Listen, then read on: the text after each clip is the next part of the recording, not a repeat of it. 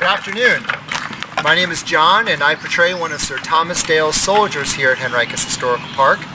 And what I'm going to do for you today is try to show you the average drill manual that would have been used by soldiers and or colonists here in the Virginia colony about the time of Henricus being built in 1611.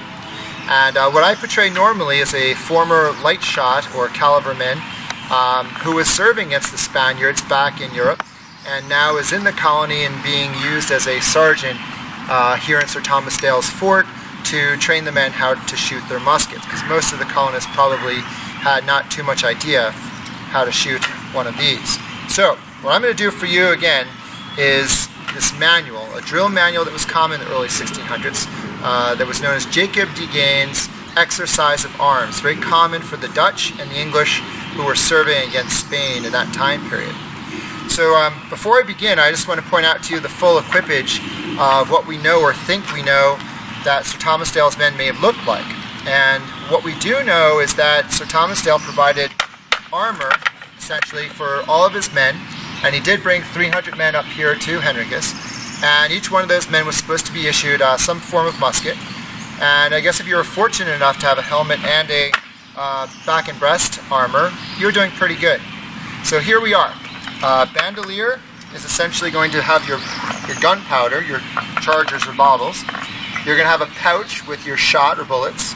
I carry a spare canister of powder on my back, very common to do back in Europe. And also on my back, which you see on my left hip, is a knapsack, and there I'm going to carry my mess kit or rations or whatever it may be. And also on my back, which you see on my left hip, is a knapsack, and there I'm going to carry my mess kit or rations or whatever it may be.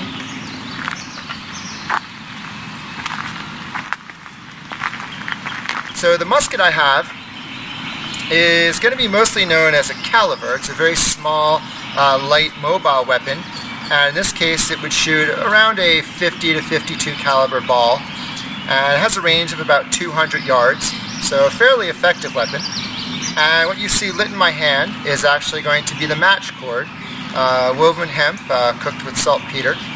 And this match cord will burn hot enough and will detonate the gunpowder in your loading process. So this is the effective arms, equipment, and look of a fighting man in the colony of Virginia in 1611 with Sir Thomas Dale. Now then, the drill manual. The drill manual of Jacob de Gaines is designed to teach anyone from start how to load and fire the musket. It's not going to teach him how to march, not going to teach him how to fight off with divisions of cavalry and pikemen. Just how to load and fire a musket. So that's what we're going to do today. So the musket's carried on your left shoulder, let's say, shouldering your piece. The match is kept away from your bottles of gunpowder, and if the order comes in to start your loading process, you're going to be taught that you have to join your right hand up near your ear to your musket. And you're going to separate the musket from your shoulder, so you're on-shouldering your piece, and your left hand is kept away from your body. Now what you're going to do with your upright musket is join your musket to your left hand. So it comes down into the left hand at the balance point which you can let go with the right and comfortably hold the musket with the left. You have to make the average colonist or soldier who hasn't used a musket before comfortable. So teach them at great length how to be balanced. So now that you're balanced with your musket, what you have to do effectively is prime your pan first.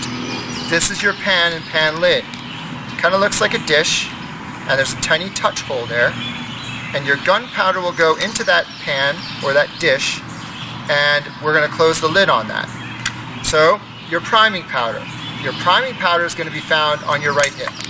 You're going to find that priming powder, and that would be right here in this priming bottle. You're going to pop the lid on that, shake it up, hold it upside down a little bit, and I guess de Gaines in his manual wants to be clear that if you hold it upside down, the powder will be ready to come out when you put it to the pan. So you bring it over to the pan, you put some powder in there,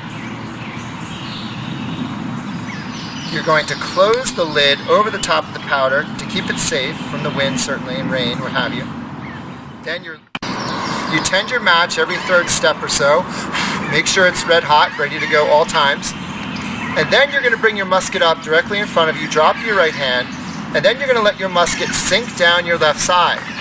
And you'll notice that the musket is always kept off the ground in DeGain's manual. You are never going to be loading with the butt end touching the ground. And the reason for this is very simple. When you get into combat, certainly when you get into platoon, squadron, or company training with your other men, you're going to have to load on the move. So if you're loading on the move, you can't be dragging your musket butt across the ground. So it gives you mobility to load and turn and march, and there you are. So once you have the musket in this position, the first thing you have to do is grab for your charger bottle. So you're going to grab a charge bottle here, you're going to pop the lid, you're going to pour the powder down the muzzle, drop the bottle, it's empty now, and now in DeGain's manual for training, it doesn't call for a bullet to be put in the muzzle. But in battle, of course, you would. So you'd reach into your pouch, get out your bullet, and put it down there. So I'll get that out just to show you what that might look like. So in this case, again, you're looking at about a .52 caliber shot. So now the next command in DeGain's is to take out your scouring stick. Okay, to take it out of its pipe here. So you draw it forth. And what you're going to do is you're going to flip it, and in his manual he wants you to be comfortable with it. Again, it's all about comfort and ease. You're going to push it in so you can get good control of it to make it shorter, thereby making it easier to put into your muzzle. Then you throw it down, tamp down the gunpowder or the bullet if it's with it. You take it back out, again you make it shorter to control it better, you put it in the pipe and back down to where it belongs. Now you're ready to shoot. So, with all of these things being done, you'll notice that the musket is turned at a slightly outward angle, so therefore if there's any detonation it goes up between the men. If I held it up like this and it went off, it would go right up into my eyes. So in the manual, again, a slight outward projection on this angle. So now that you're in this position ready to shoot, somebody in command would say, cock your match.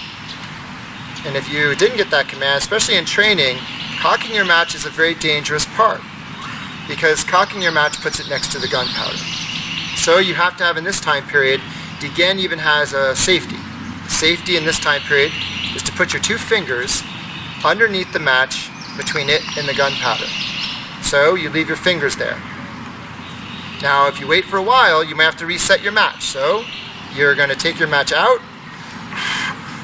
blow on it again, reset it. And you put your fingers back. Now you might even be taught to test or check your match by seeing if it's going to hit the right spot. Again, another part of making the soldiers comfortable with their equipment. So I'll wait in this position looking down range. You would wait until somebody gave the command, present your piece. You present it forward, and at some point this little door or lid on the pan's got to be open. So we're going to open that. The next thing that would happen is you wait for the command to give fire. When you hear give fire, it means put the match to the powder. So, the command, give fire. And when you go to reload, you immediately take the match off its holding piece, and then you are going to put it down betwixt your fingers once again, and you would go right back into the steps of reloading.